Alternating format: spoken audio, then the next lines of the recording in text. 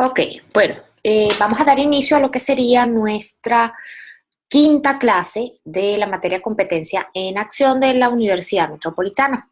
Hasta ahora hemos conversado sobre lo que es una competencia, hemos hablado del tema de emprendimiento y sus elementos y características, así como de las características de un emprendedor.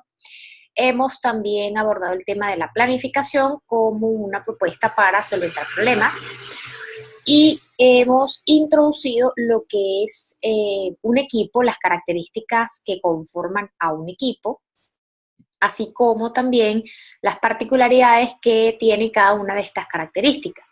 Finalizamos la clase pasada también hablando de las etapas o fases por las que pasa cualquier equipo desde su formación hasta que empiezan a dar resultados, todo el trabajo que ellos hacen, que sería básicamente su desempeño, por el cual nosotros vemos esos resultados.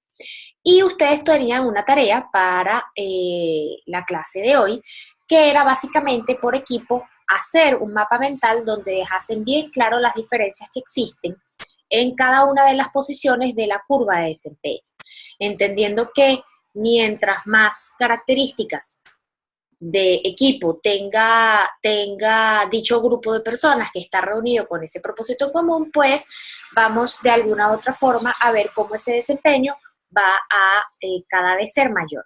Sobre todo me interesaba que ustedes se dieran cuenta en específico cuáles son aquellos kits o aquellas particularidades que hay para nosotros poder cada vez más tener un desempeño mayor cuando queramos hacer un trabajo en equipo. Entonces, esa tarea la deben entregar el día de hoy, que están viendo esta segunda parte del tema trabajo en equipo.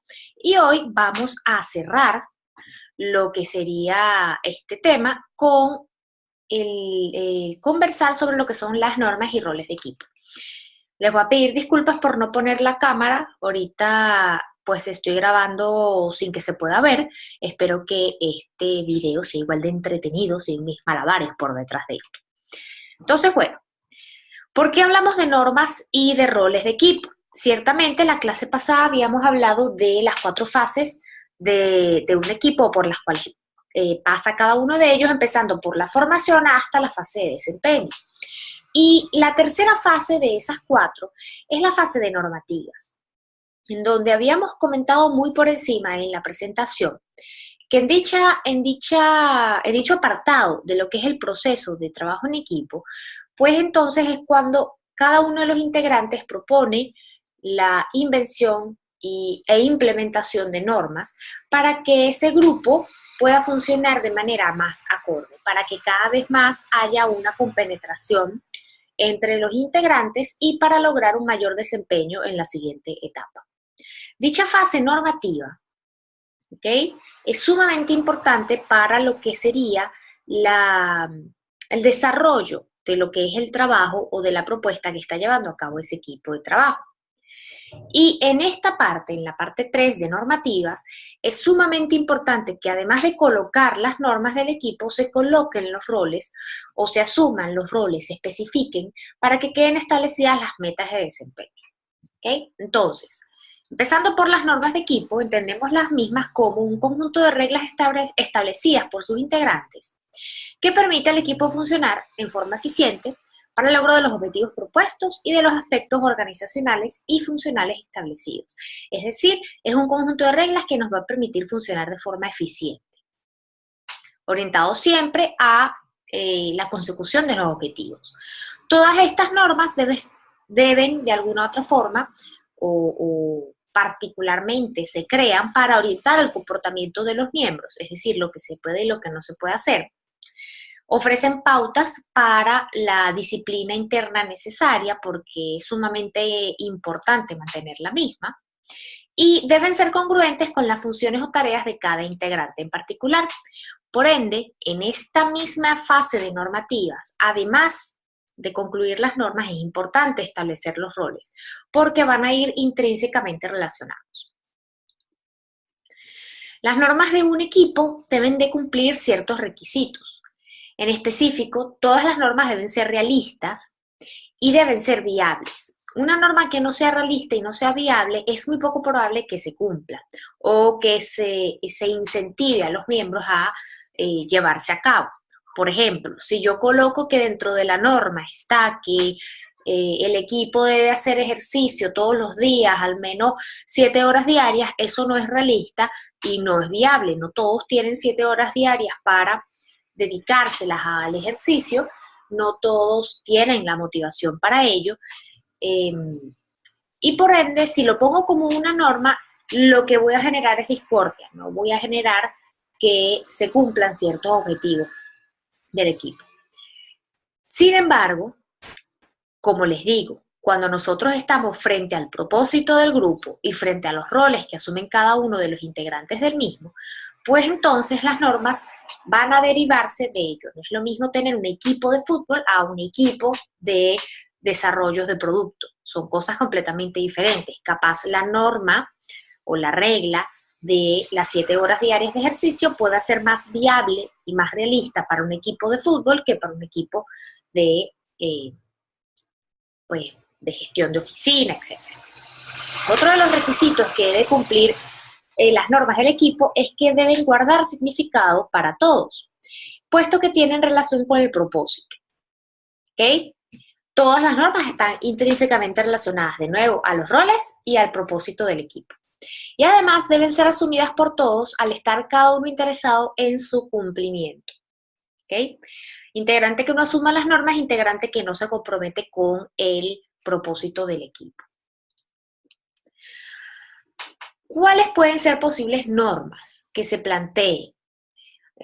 Porque son las básicas, son las que de alguna u otra forma nos permiten una interacción más amena y acorde entre miembros o entre individuos que se juntan para lograr algo. La primera y principal es pautar reuniones. Ningún equipo funciona sin reuniones. Así sean reuniones virtuales, el equipo debe pautar reuniones. Perdón, que saben que yo me tomo mi café siempre que hago las clases con ustedes. Entonces, bueno. Una de las cosas que de alguna otra manera rompe el hilo conductor de los integrantes para lograr el objetivo es que no se reúnan.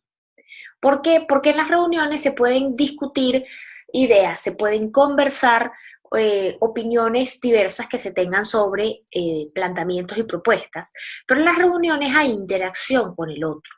Y parte importante del equipo es que todos se sientan íntimamente relacionados entre sí y mutuamente responsables por lo que se haga como equipo. Y eso no se va a poder lograr si yo no me reúno. Entonces, a veces ustedes ven, por ejemplo, el trabajo de equipo que le ponemos nosotros los profesores como algo súper tedioso, ay, qué fastidio, no tengo tiempo, etcétera.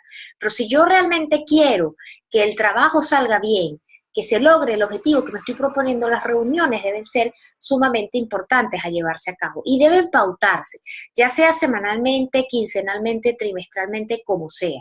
Deben pautarse y deben ponerse también unas reglas básicas a seguir, un orden cada vez que se reúnan, de manera que no se extienda. Una de las cosas más tediosas es tener reuniones de 3-4 horas.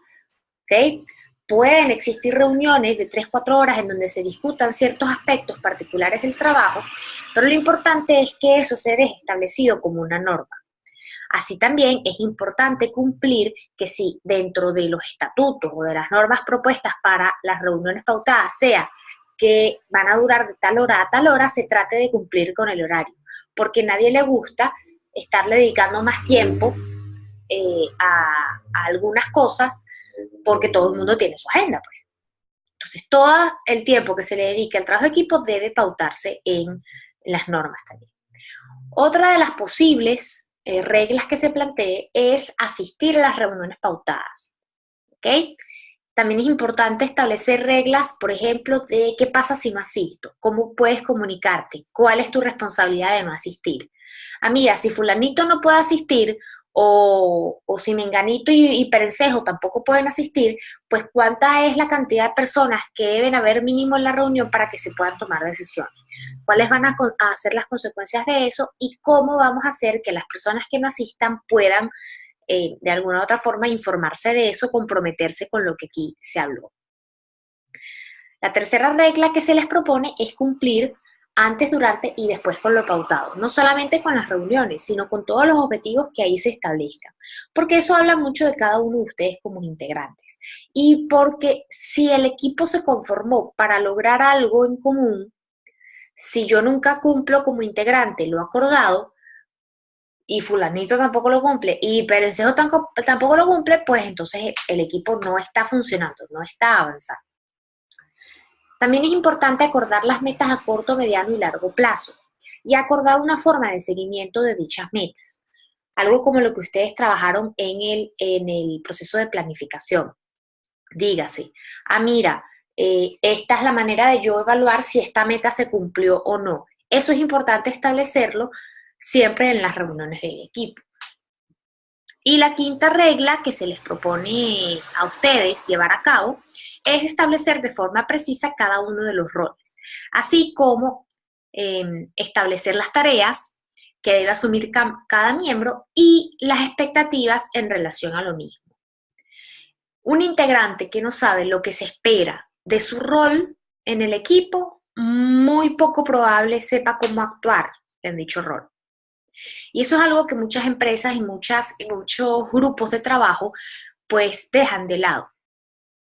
Yo te contrato, tú vas a ingresar a hacer esto, pero no te explico cuáles son las expectativas que yo estoy teniendo sobre tu desempeño en este cargo, o no te explico cuáles son las expectativas que tengo con tu persona.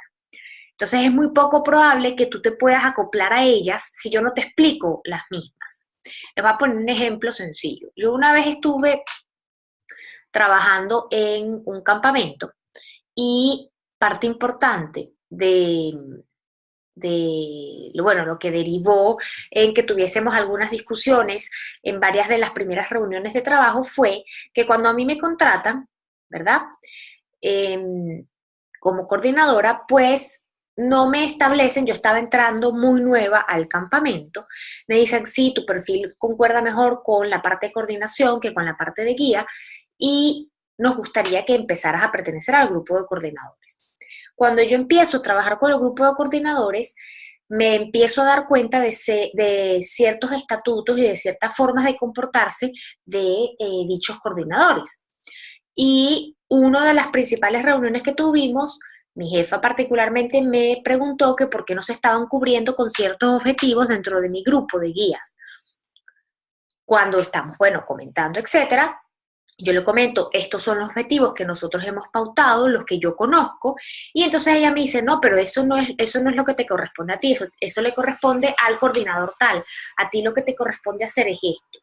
Y básicamente todo fue un rollo de comunicación en el que no se me informó de cuáles eran las expectativas que se tenían con mis metas, por decirlo en cuestiones particulares en ese rol en específico. Mira, Anela, nosotros estamos esperando que tú puedas tener disponibilidad de reunirte al menos 3 veces a la semana, que tú hagas un seguimiento de al menos 15 guías y que nos entregues un informe todas las semanas de cada uno de esos 15 guías, que tú cada semana pues contactes a al menos 3 empresas nuevas, porque era un campamento que trabajaba para empresas, corporativo, que contactes a 3 empresas nuevas y que le des la publicidad. Es decir, todas esas cosas no se establecieron como expectativas y yo me había quedado con la parte de coordinar a los guías. Entonces, uno de los objetivos se estaba cumpliendo, pero los otros 2 no se estaban cumpliendo.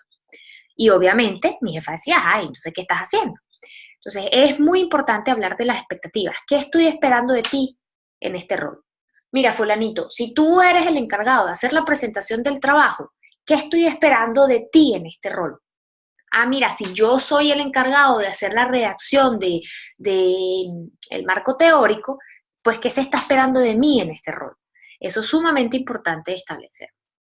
La regla número 6 es acordar cómo se van a tomar decisiones, porque aunque ustedes no lo crean, la parte de tomar decisiones es bastante complicada, sobre todo cuando somos varias cabezas las que tenemos que tomar la decisión.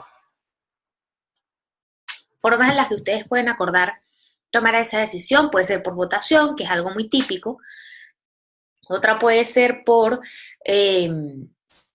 derivar bueno, tú vas a tomar decisiones en cuanto a esta parte, tú vas a tomar decisiones en cuanto a esta parte, o por ejemplo, las decisiones las vamos a tomar anónimas, se va a hacer una votación anónima de manera que nadie sepa quién votó por qué.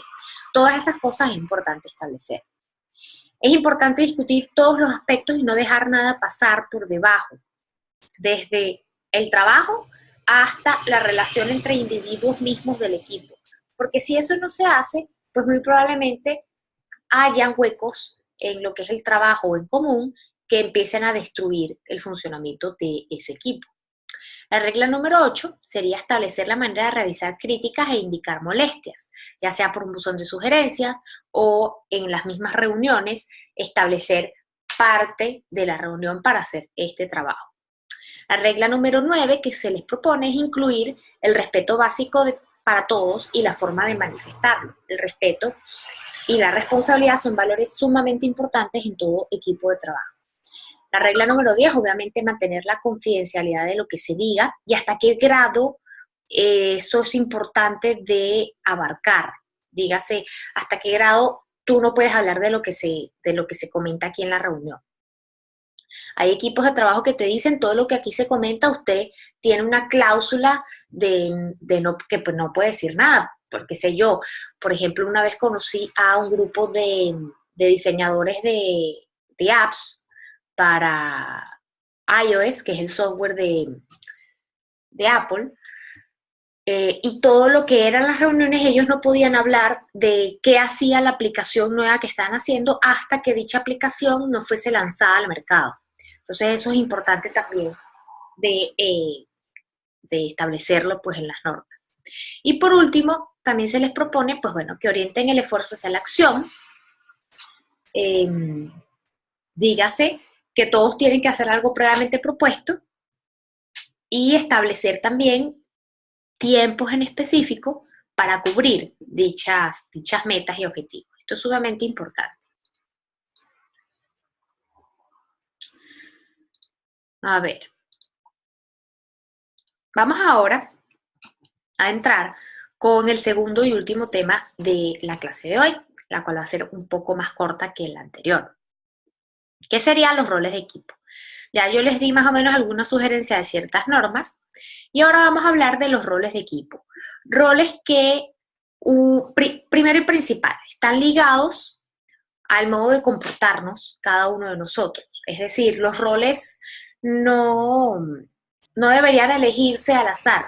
Los roles deberían elegirse ya sea porque la experiencia me dice que fulanito por su personalidad cabe mejor en este rol, o deberían elegirse por competencia, cosa que muchas empresas están ya aplicando en su selección de personal. Yo para cubrir un puesto de trabajo, que es un rol dentro de todo este gran equipo llamado tal, pues la persona debe comportarse de esta forma, debe ser así. Este es el comportamiento que yo requiero para que pueda abarcar cada una de las particularidades de este rol. Los roles son espontáneos muchas veces cuando se crean los equipos, responden a características de personalidad propia y dominan el juego de relaciones o interacciones que dan la vida a los equipos. Y aquí voy a hacer una pausa.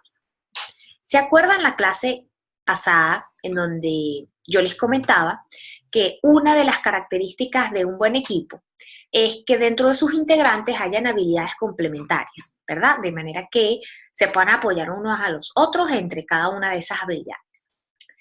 Dentro de dichas habilidades yo les había mencionado 3 grandes grupos de las mismas. Las habilidades que estaban relacionadas a todo lo que tiene que ver con conocimientos y funcionamiento de las cosas. El segundo gran grupo, que eran las habilidades ligadas a resolver problemas. Y el tercer gran grupo, que eran las habilidades ligadas a la comunicación efectiva entre los compañeros. Pues bueno, esas mismas habilidades nosotros las vamos a trasladar aquí a lo que Belvin y Poblete hablan de cuáles pudieran ser 9 roles principales que se suelen asumir en todo trabajo de grupo. Lo primero principal que hay que saber es que estos roles se dividen en 3 grandes categorías. Los roles orientados a las ideas, que serían básicamente como aquellos roles en donde las habilidades de conocimiento van a estar más presentes, ¿ok? O más usadas. Voy a poner aquí conocimiento. Sí. Bien. Después tenemos la segunda categoría, que serían los roles orientados a la acción, en donde básicamente las habilidades de resolución de problemas son las que más vamos a ver en estos roles.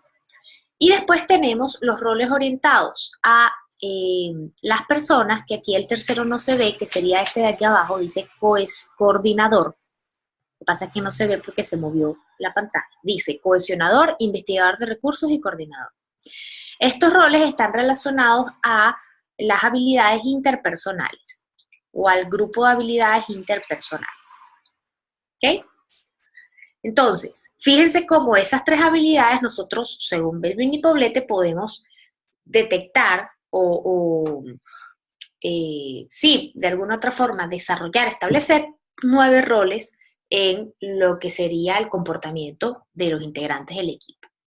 9 roles que pueden ser tomados, más de uno de ellos, por una misma persona. ¿Ok? Lo único es que esos roles se muestran, por decirlo de alguna manera, en momentos particulares. Por ejemplo, yo puedo tener o establecer un rol de cerebro, que sería un rol de habilidades orientadas a las ideas, y un rol de cohesionador, que sería un rol de habilidades orientadas a la resolución interpersonal, perdón, a la conexión interpersonal que hay en las personas. Fíjense que son 2 roles particulares de 2 habilidades particulares, pero entonces, por ejemplo, el rol del cerebro lo voy a aplicar al inicio de las reuniones, ¿ok? Yo soy la persona que hace las ideas, etcétera, y el rol de cohesionador lo aplico más al final de las reuniones o a lo largo de toda la reunión, buscando de alguna u otra forma, pues, conectar mejor con las personas. Entonces, vamos a ver cuáles son las particularidades de cada uno de estos roles. Y mientras lo hacemos, yo lo que los invito es a que intenten determinar a cuál de esos roles ustedes se parecen más. ¿Ok? A cuál de esos roles ustedes pudieran decir, ah, mira, esto es uno de los roles que yo suelo asumir en un trabajo de equipo, o yo me identifico con esto. Entonces, vamos a ver por acá. Tenemos primero y principal los roles orientados a las ideas. Tenemos el primer rol, que sería el rol del cerebro. Aquel que es cerebro es una persona que suele aportar ideas novedosas, resolver los problemas más difíciles y se le dificulta la comunicación con los demás integrantes del equipo. ¿Por qué? Porque realmente es una persona cuyas competencias están más orientadas a la parte de creatividad, a la parte de análisis y síntesis de diferentes recursos para la conclusión de ciertas ideas, pero no es tanto una persona que se le dé mucho eso de estar hablando con los demás, comunicar las ideas de la mejor manera, etc. Simplemente es un hacedor, un creador de ideas. Después está el rol del especialista, que, como su nombre lo indica, es una persona que aporta al equipo un conocimiento especializado, ya que domina las habilidades técnicas, a veces inclusive funcionales, de ciertos componentes, ciertas metodologías, etc. Usualmente el especialista solamente contribuye en la faceta de la creación de ideas.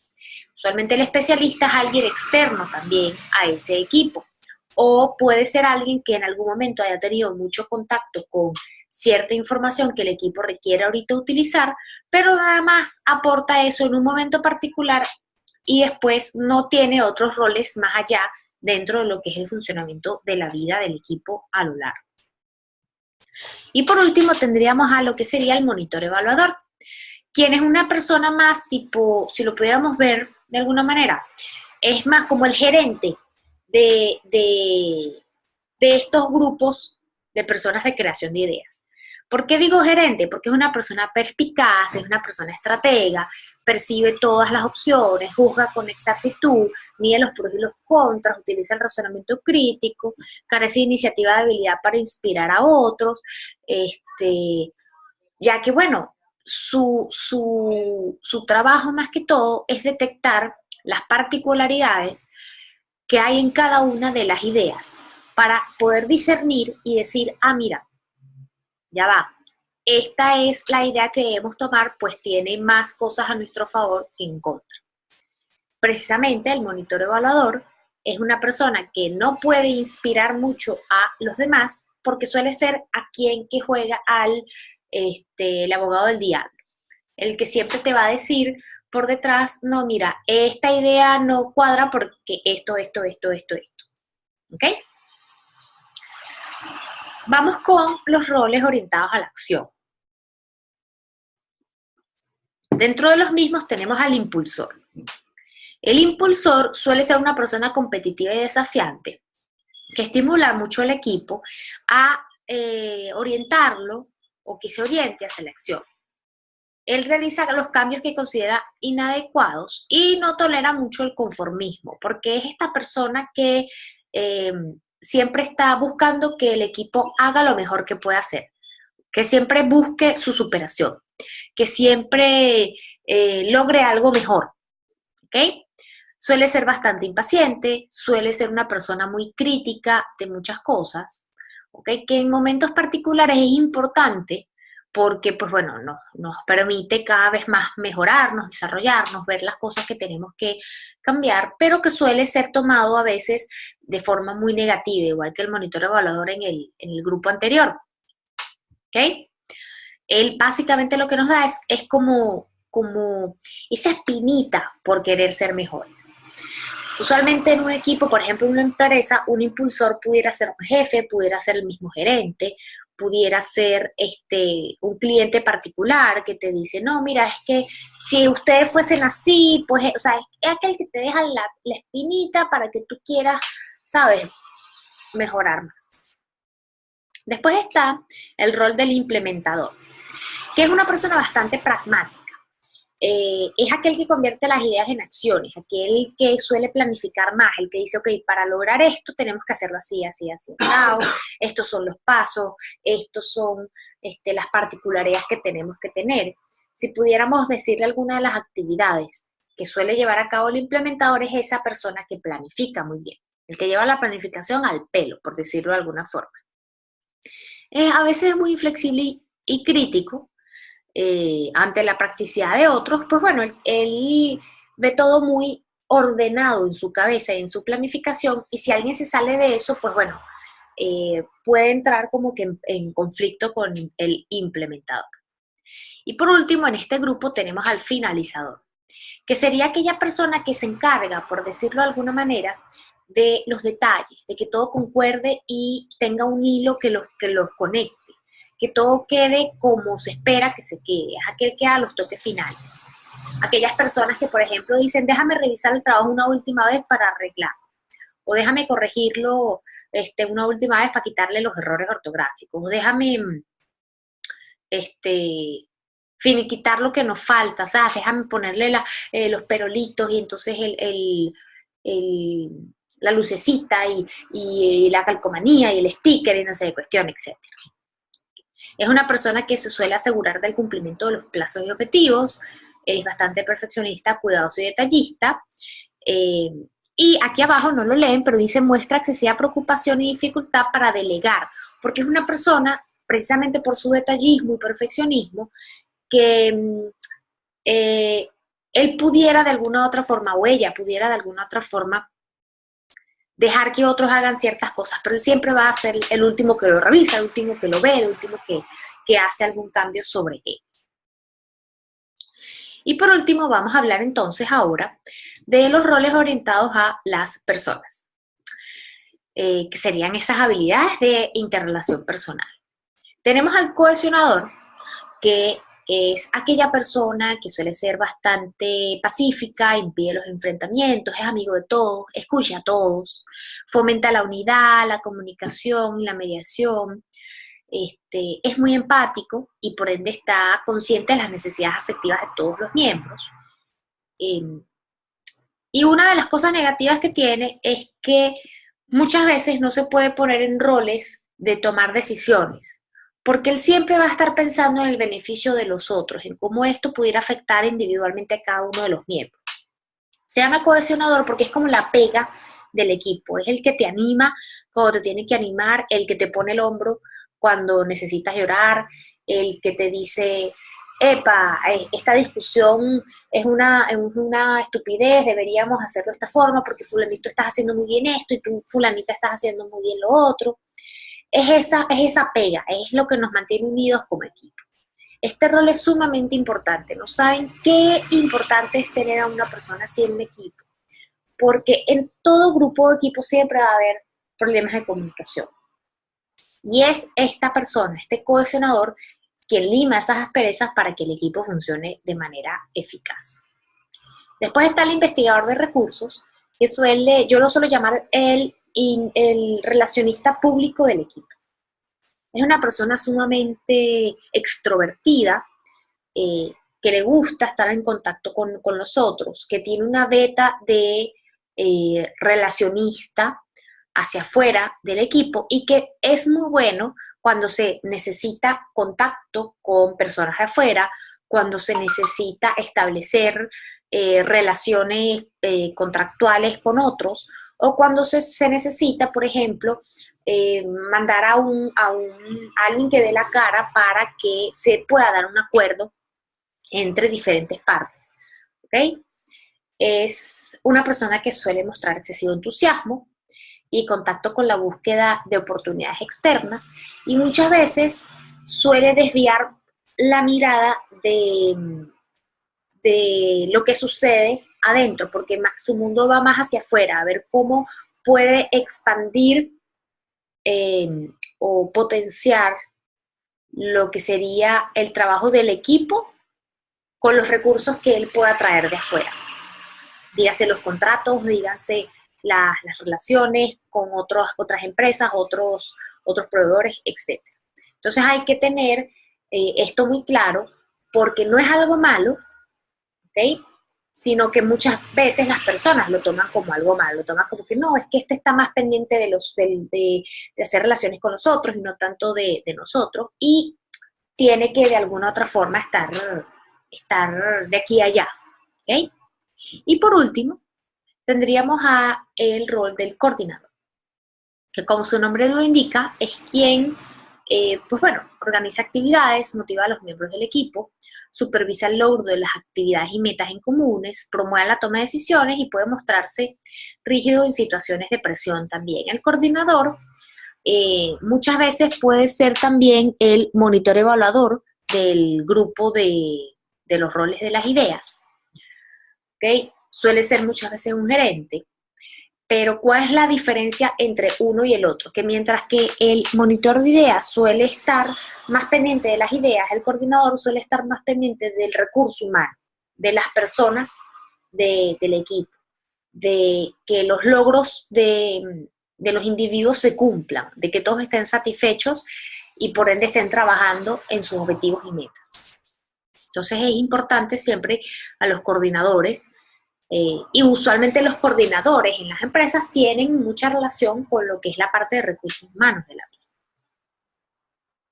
Existen otras teorías que nos hablan de otros roles, en la lectura lo tienen. Yo no voy a hacer énfasis en esas teorías, puesto que no las vamos a trabajar más allá en ninguna de las actividades del tema de trabajo en equipo, pero si ustedes quieren conocer más sobre ellas, en la presentación van a tener, por ejemplo, lo que RIS habla de lo que serían los roles externos o que se le adjudica externamente a los miembros del equipo, y van a tener algunas consideraciones de cada uno de estos roles. ¿Okay? Como les digo, estos de RIS no los vamos a estar utilizando en clase, vamos a utilizar los de Poblete y Bell. ¿Okay? Y ahora sí, les voy a comentar la actividad que van a tener, que no es para el jueves 27, esto vamos a quitarlo. Esta es la actividad final de trabajo en equipo. Final de trabajo en equipo. ¿Ok? Hoy me deben entregar entonces lo que sería la curva de desempeño, el mapa mental de la curva de desempeño. Para la semana que viene, ¿ok? Lo van a tener igual en el modo colocado, la fecha tope específico de la entrega de esto. Yo voy a necesitar que ustedes formen equipos de 5 personas, 5 o 6 personas. Los equipos los eligen ustedes. Pueden ser los mismos que yo les mandé en la lista seleccionados, porque hay 5 personas. Pueden unirse con otros compañeros que ustedes ya conozcan de otros trabajos asignados. Pero el punto es que tienen que ser 5 o 6 personas en el equipo. ¿Y qué es lo que van a hacer? Ustedes se van a ver esta película. Esta es la carátula de la película, Welcome to the Jungle. ¿Ok? Y ustedes van a agarrar y van a analizar a la película en base a lo siguiente. Primero van a analizar los elementos esenciales del equipo. Es decir, si ese equipo cumple o no cumple con cada uno de los 5 elementos o características que todo buen equipo tiene. ¿Okay? Que acuérdense que habíamos dicho, un grupo pequeño de personas con habilidades complementarias, con propósito en común, con ventajas de desempeño claras y mutuamente responsables por lo que se haga y lo que suceda. Entonces tienen que especificarme si ese equipo pues cumple con los elementos y por qué, o sea, justificarme el por qué. Y si no los cumple, ¿por qué no los cumple? También me van a hablar de las etapas de formación, es decir, me van a decir cómo se formó ese equipo, qué pasó en la etapa de la discordia, si el equipo se mantuvo unido o si se separó en varios equipos. Me van a hablar de la normativa que se implementó en los equipos que se separaron o en el equipo que se haya quedado establecido. Eso va a depender de lo que ustedes pues consigan en la película. Me van a hablar dentro de esa normativa del propósito que ustedes ven que ellos establecen, del objetivo que se establecen para lograrlo, de las normas que ellos colocan cuando se establece ese equipo y de los roles que asume cada uno de los miembros. ¿Por qué los asumen? ¿Okay? ¿Y cuáles son? ¿Cuáles son? Utilizando esto que nosotros vimos acá, utilizando la teoría de los roles de Belbin y Poblet. Es decir, ustedes me van a decir cada uno de los integrantes qué rol de estos tiene. Y recuérdense que pueden tener más de uno de esos roles. Lo que tienen que justificarme es cuáles roles tiene y por qué. Y por último, ustedes me van a hablar en la etapa de rendimiento, fíjense que aquí están las 4 fases. Etapa 1, formación, etapa 2, discordia, etapa 3, normativa y etapa 4, rendimiento. Ustedes me van a hablar en la etapa 4 de rendimiento, en qué parte o posición de la curva de rendimiento se encuentra ese equipo. ¿Ok? Justificándome el por qué se encuentra ahí. Recuérdense que todo trabajo escrito, pues, lleva formato APA, dígase, desde la letra que utilizan hasta las citas que utilicen, ya pueden citar la película o pueden citar algún otro documento, por ejemplo, pueden citar la lectura en donde aparece esto de los roles y normas del equipo, ¿ok? La lectura se las estoy dejando también colocadas en este post donde consiguieron la presentación, el video de este tema, ¿ok? Y me van a colocar, no le van a poner introducción, tampoco le van a poner conclusión, ni índice, solamente el contenido, ¿ok? Y me van a hacer entonces todo lo que eso esquema.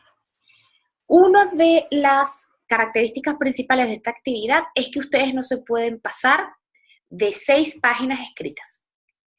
Equipo que se pase de 6 páginas escritas para justificarme todo lo que les estoy pidiendo aquí, pues no les corrijo esas páginas. Solamente voy a corregir máximo 6 páginas de trabajo. Y tienen que tener el letra Arial, tamaño 12, con espaciado 1.5, tal cual como dice el formato APA. Eso de nuevo lo suben en la fecha que en el modo les aparezca como fecha tope de entrega de esto. Y con esto finalizaríamos la evaluación del tema trabajo en equipo. Pues bueno, muchachos, espero que se diviertan. La película en Rotten Tomatoes tiene, bastante mal puntaje, porque es una película muy mala. O sea, los efectos especiales y esas cosas son malas, pero la película es muy ilustrativa de cada una de estas cosas que vimos en la clase, por lo cual les va a ser bastante sencillo poder llevar a cabo el análisis. Y bueno, muchachos, nada, esa sería entonces la actividad. Nos estaremos viendo en una próxima entrega de estos videos de clase con Feijo. Y buenísimo, que pasen un buen fin de semana y que realicen un tremendo trabajo. Saben que los aprecio mucho y bueno, un besote.